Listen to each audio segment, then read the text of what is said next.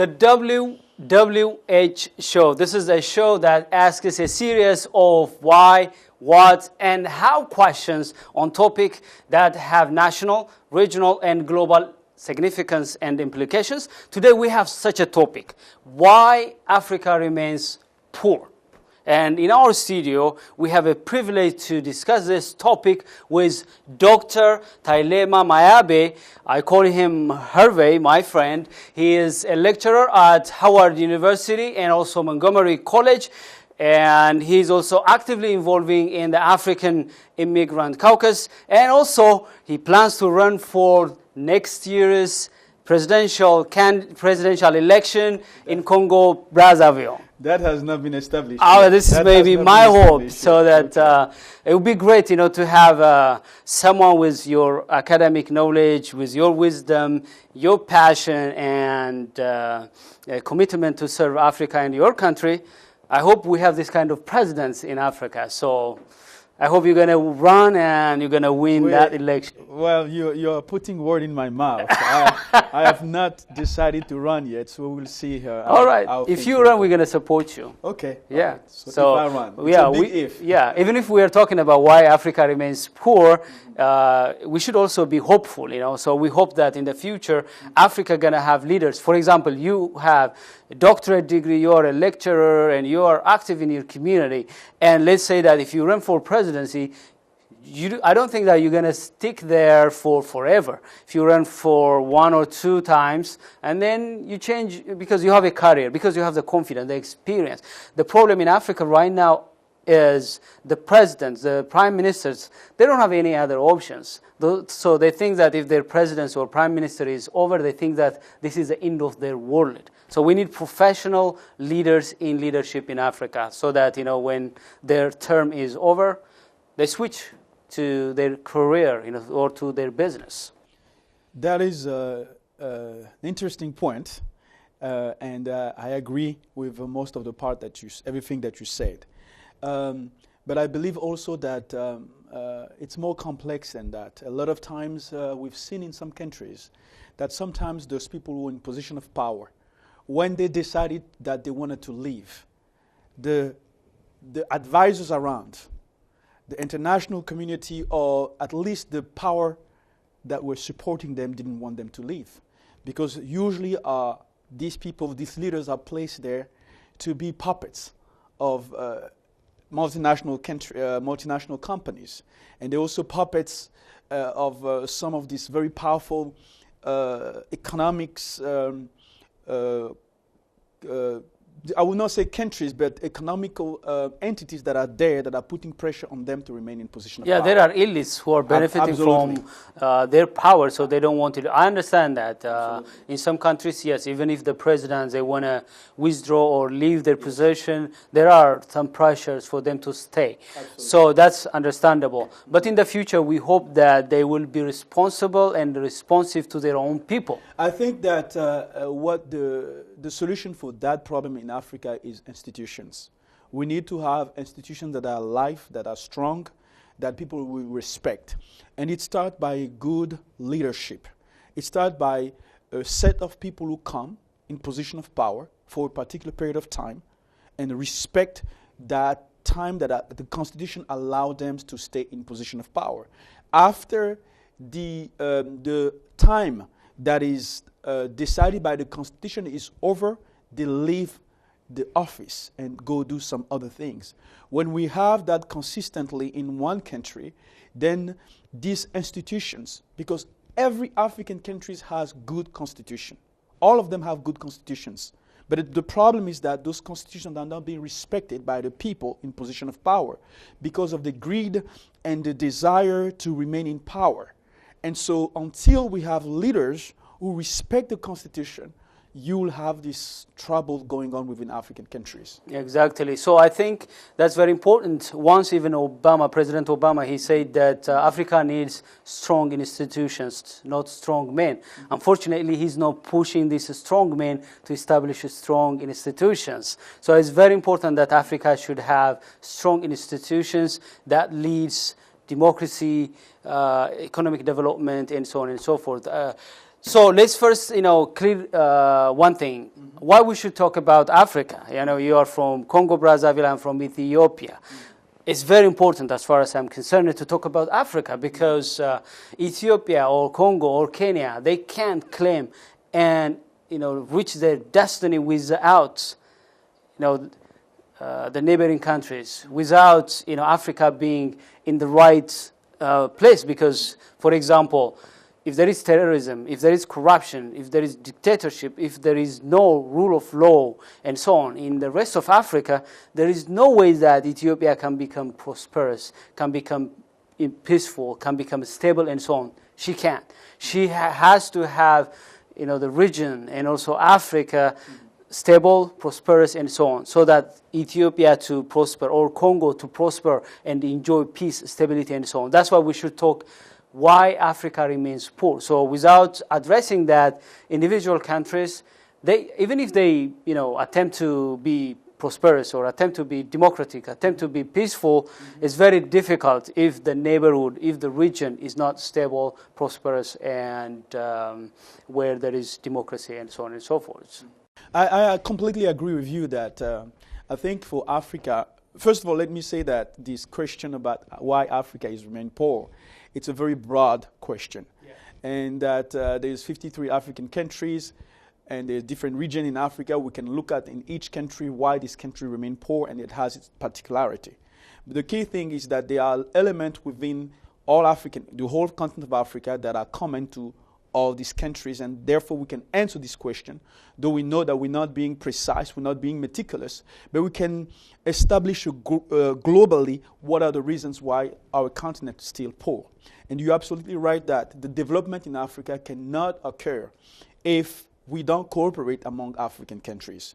That though we have to maintain the cooperation, a better cooperation with Western countries, China or whichever country that wants to cooperate with Africa, but also Africans have to cooperate between themselves. The way history has been for African countries is that through the colonization, which we're going to talk about, some of the reasons why Africa today are poor, Africans have not cooperated among themselves as much. They should have. And sometimes it's more advantageous most of the time it will be more advantageous to cooperate between these African countries, to establish roads, to establish economical exchanges that will favor all this continent instead of sometimes us looking for solutions coming from outside. Look, you have countries like Ethiopia that are producing a lot of cocoa. I think coffee, you are the second or third coffee producing countries in the world.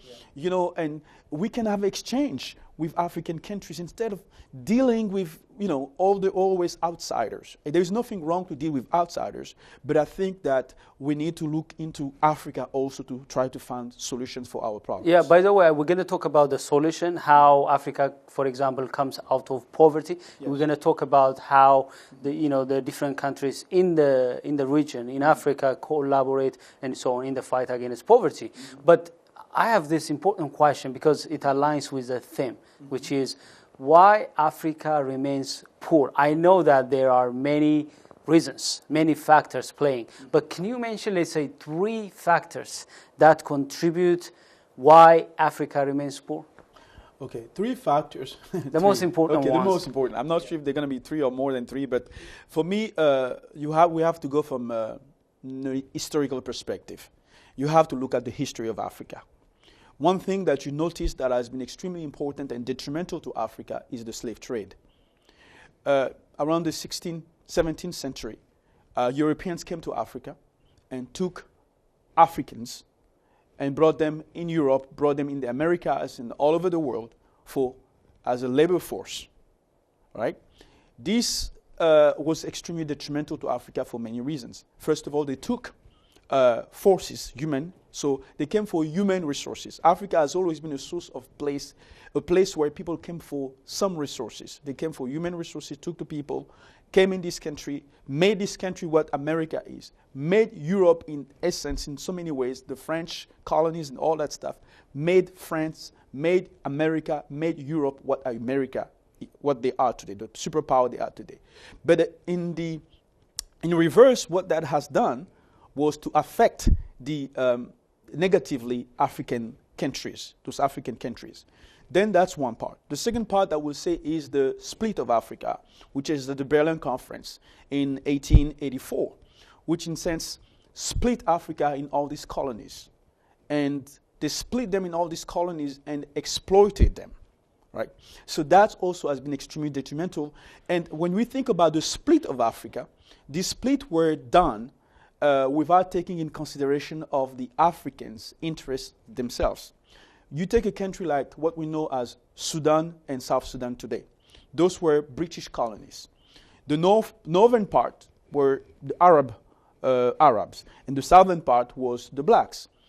Before 1956, which was the independence of that country, this was separate colonies by the British. But during the independence, they put these countries to become Sudan. And with conflict since then, different conflicts occurred. But that's due to the history of that country. And the absolute of that country, the struggles has been what we've seen in Darfur, the massacre of Darfur, which opposed the African in the south and the northern Arabs descend in the north. That conflict now split the country. You have South Sudan and you have Sudan, but that's the result of colonization. Another example we can use is in Rwanda. Rwanda, the Belgium came. The Belgian policy of inflicting the ideas to separate these people, divide and conquer in that country, was also responsible for the massacre that happened in the genocide that happened in 1994. Because again, they came with the Hutu and the Tutsi and created tension between this group by exploiting the cultural and ethnic differences. It has been the same policy all over Africa by the European to exploit cultural, linguistic, any type of differences so that they can divide and conquer. By the way, I have a question here because, yes, slave trade and colonization affected Africa, obviously. But it may be in a different way, but still we could say that there is colonization. For example, it may not be the Western countries, but China, India, for example, in Ethiopia. Yes, I agree with you. There's modern colonization. But modern colonization, but I'm getting to that point. But then you consider now that the neocolonialism, where supposedly we get independence. African countries got independence. But yet the economies were not controlled by the Africans themselves. Even the politics was not controlled by Africans themselves. Because what they did is that they put in place puppets, leaders, presidents, I will not call them leaders, presidents that were there to maintain the interest of these Western countries, or the French, or the British, or whoever. Look, you have people like in Uganda, you have people, a president like the former president of Uganda, Idi Amin Dada. Do you think that's a person that came to construct the country? You think that there were not in Uganda other leaders that could have take control of that country? But this guy was placed there for the interest of the British. You have for instance, in Central Africa Republic, you have Bokassa. There's no other people in Central Africa Republic that could have been good president for this country? No, they were. But they placed those leaders so that these people who didn't have any sense of a vision for the country, so that these guys were there to maintain the economic interest of these countries. So at that time, in the counter effect, you have people like Lumumba that were assassinated. You have people like Thomas Sankara that were assassinated.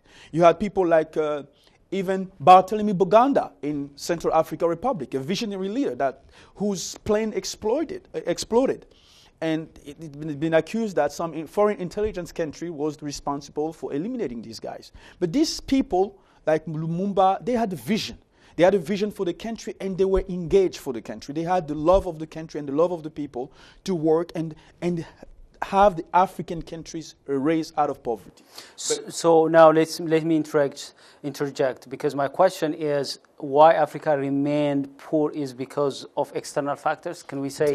Yes, external factors are there, but we also have to take part of our responsibility. I will be interested to talk that about, because we have to take responsibility. Absolutely. Believe me, for example, assassination. Abraham Lincoln was assassinated, John F. Kennedy assassinated, Gandhi assassinated, and so on. There are always people who have interest to kill this kind of leaders, whether they are foreign mercenaries or internal, division, whatever. There are always these kind of things. Even if Africa remains, let's say, prosperous, there will be this kind of attempt, intrusion in her economic development, in her politics, and so on and so forth.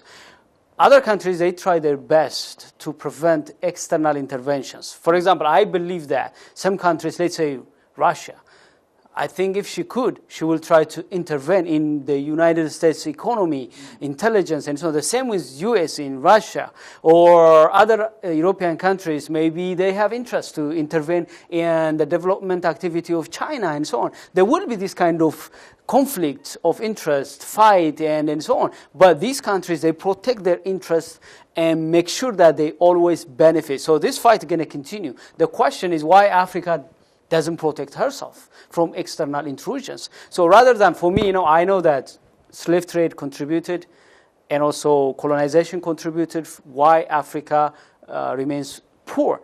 But as Africans, we have to own our problem and name some names, our own names, and say that, okay, these and these are also why we remain poor.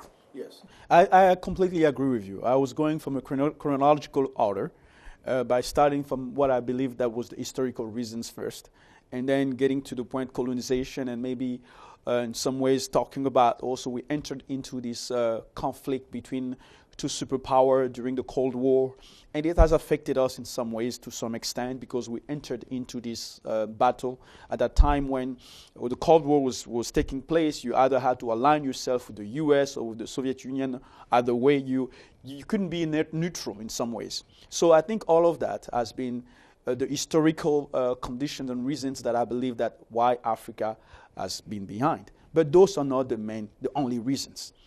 Some of the reasons is our own leadership. I think Africans will need to take responsibility in terms of the problems that are the reasons why we are poor today. And so some of those problems is the poor leadership that we have in Africa. And of course, I will not say that we all have bad leaders. I mean, you've got guys for instance, in Côte d'Ivoire,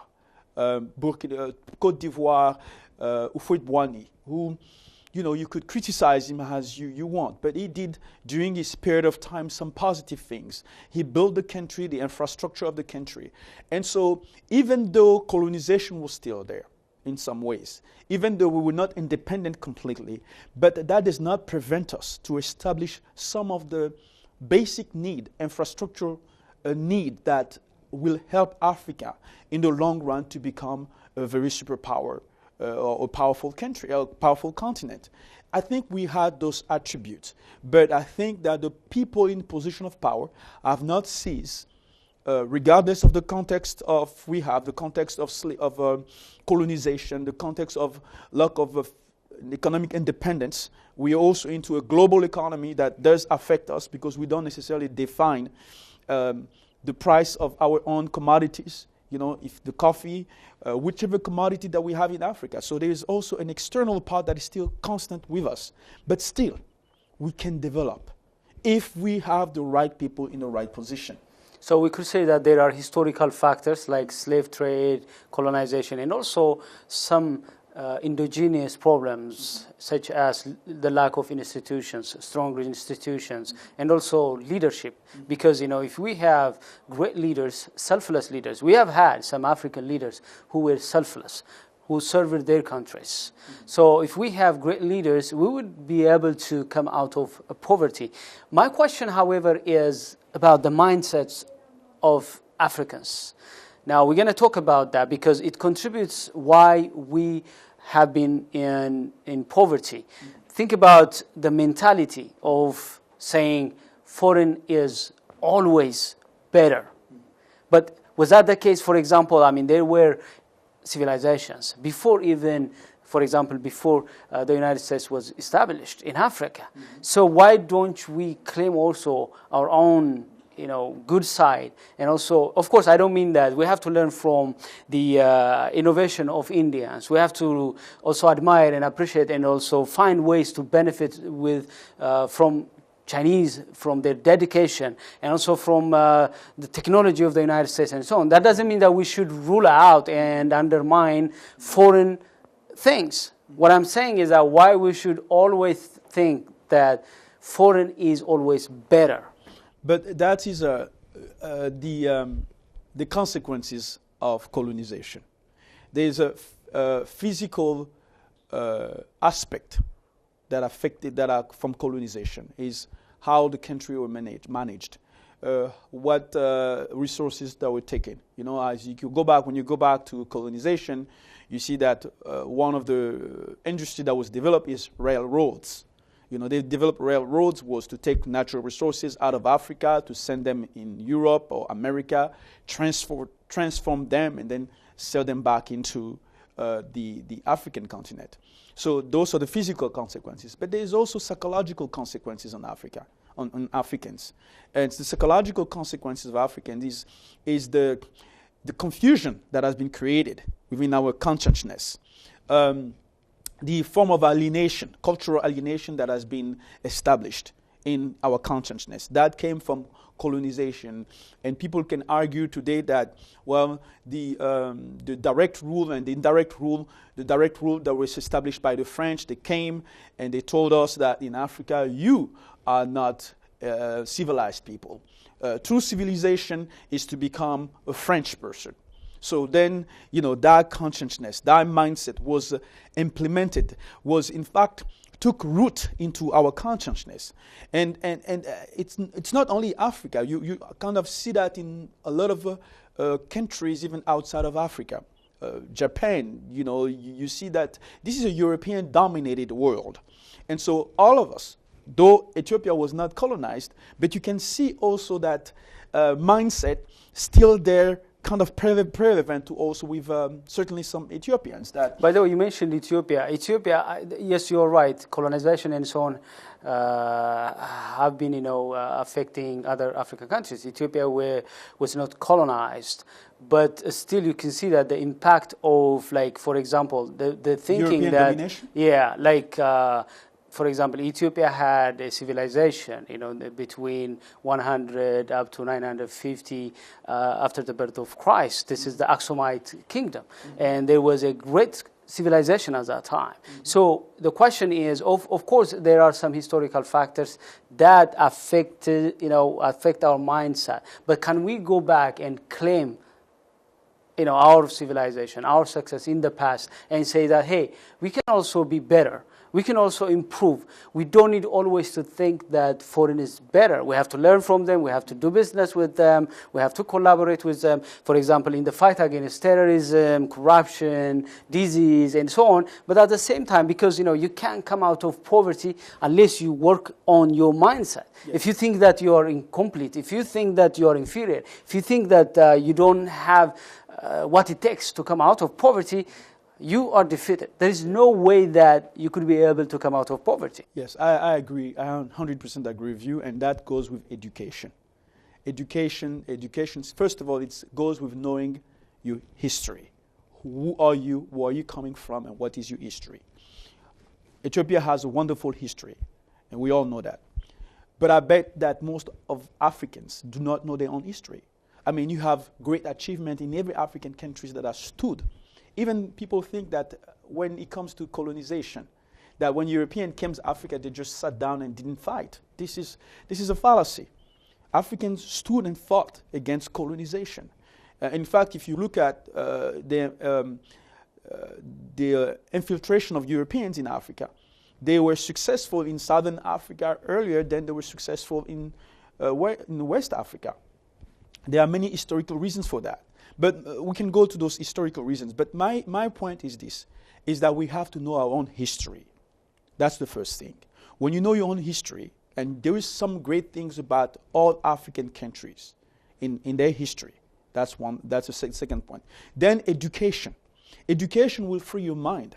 If you are ignorant, you may be physically free, but in your mindset and your consciousness, you are still bounded, and you cannot function properly if you have those boundaries attaching your consciousness.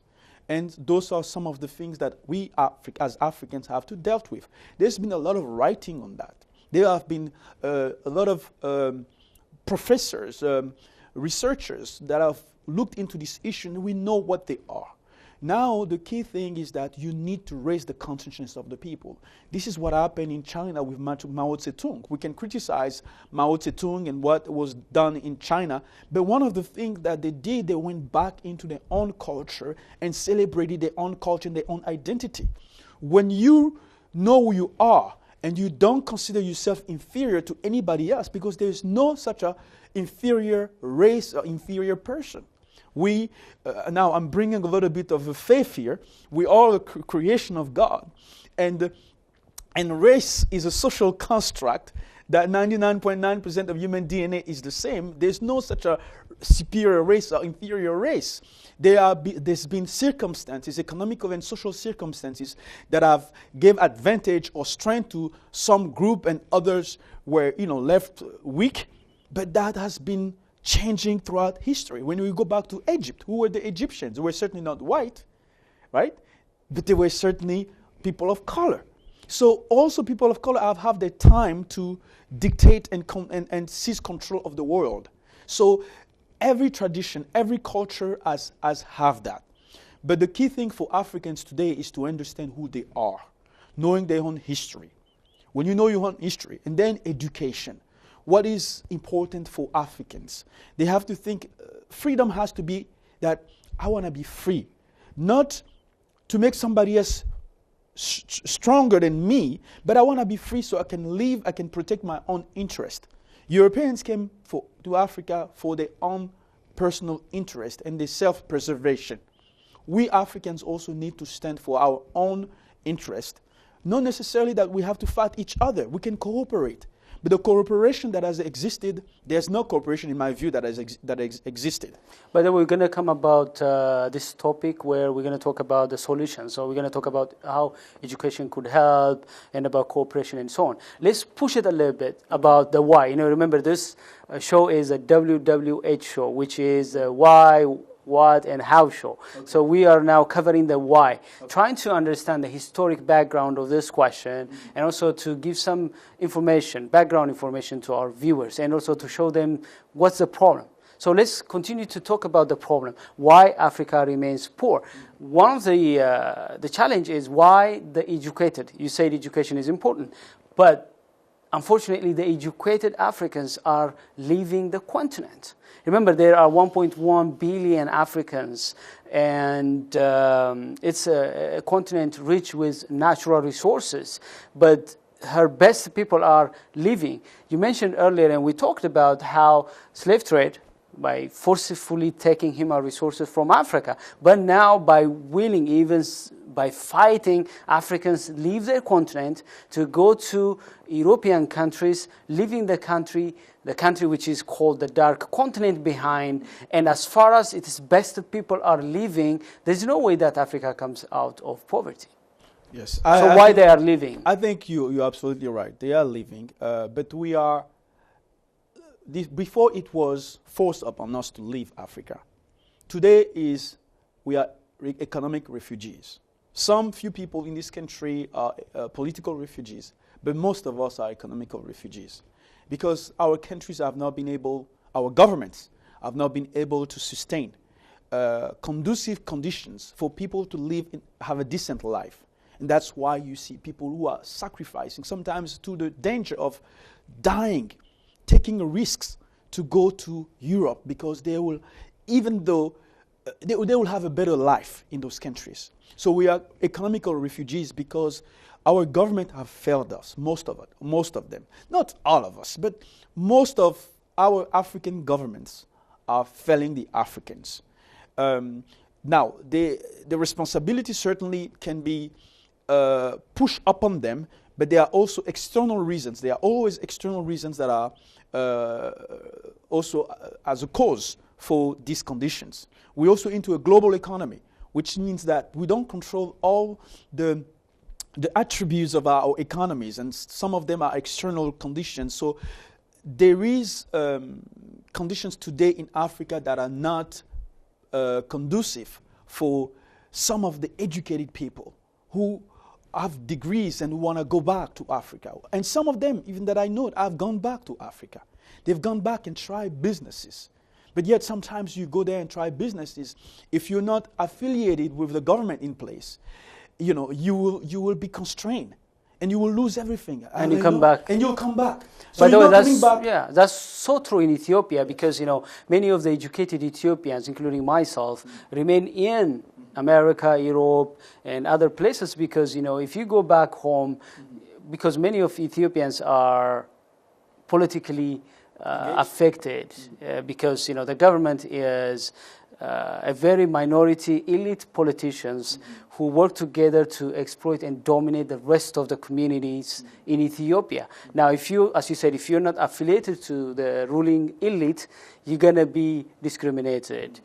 For example, if you don't join their political party, you can't have a job, you can't have a business. They always find something to constrain you. So even if you want to go back as an educated person, there is no safe and conducive environment where there is the rule of law, freedom, and so on. You are educated here. You know how to express yourself. You have seen the best countries, how they operate, how they provide freedom, justice to their people. So if you go back there, at least you expect some decent, provisions in terms of democracy, justice, freedom, and so on. There is no. So I think, in my case, I believe that one of the reasons why educated Africans are leaving because of, as you said, the problem with their government, because their government is not providing basic things for them to flourish. There is no, strong educational institution, and so on and so forth and so forth. And I think I agree. I don't know the case of Ethiopian well, but I know for many African countries that I've studied, that has been the case, that a lot of times they either not well infrastructure that will allow some of these educated people to come. And for them, if they come, there may not be jobs.